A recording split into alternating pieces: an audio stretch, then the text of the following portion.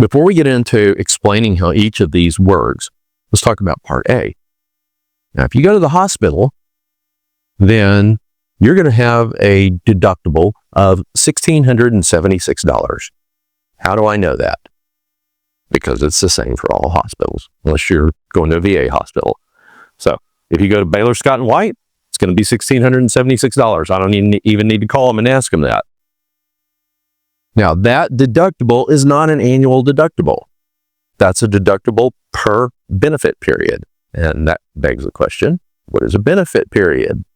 Glad you asked.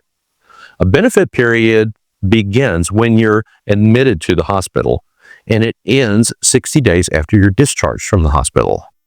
Now, nurse practitioner, could you be in the hospital? Could you be like hanging around in the emergency room for a while and not be admitted to the hospital? Yes. Yeah, you could. So it doesn't mean you showed up at the hospital. It's when you get admitted to the hospital. At some point, a doctor's going to come through there and say, you know what? We're just going to go ahead and admit you to the hospital. It's kind of a formal thing. I've heard them do this before, and it never occurred to me before that this declaration that we're going to go ahead and admit you to the hospital starts the clock ticking. And so once you've been in the hospital, admitted to the hospital, you get out of the hospital, you're discharged from the hospital. If you've been out for less than 60 days and you have to go back to the hospital, then you don't have to pay the $1,676 over again. But if you've been out 61 days and you have to go back, even if you're going back for the same thing, you have to pay the $1,676 all over again.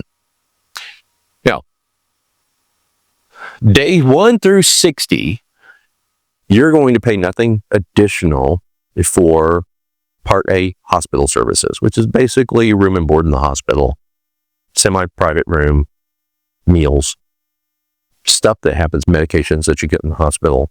As to whether or not the doctors get paid in the hospital out of this depends upon whether or not they're employed by the hospital or they're coming from outside of the hospital. But this is most of your hospital expenses fall under that. What about what? If it happens in the hospital, if it's inpatient, then it falls under Part A. Now, after day 60, day 61 through 90, you're going to start paying rent. And it's $419 a day. After day 90, this poor unfortunate person has been in the hospital for a long time at that point. Then they're going to throw down a wild card. It's called your lifetime reserve days. And everybody who has Medicare Part A has 60 lifetime reserve days. And you can use them all at once if you need to. You can use some now, use some later, but you use them wisely because you only get 60. And they cost extra. Those are $838 a day. So if this unfortunate person was in the hospital for 150 days, after that, they're on their own. But they're going to leave with over a $60,000 hospital bill.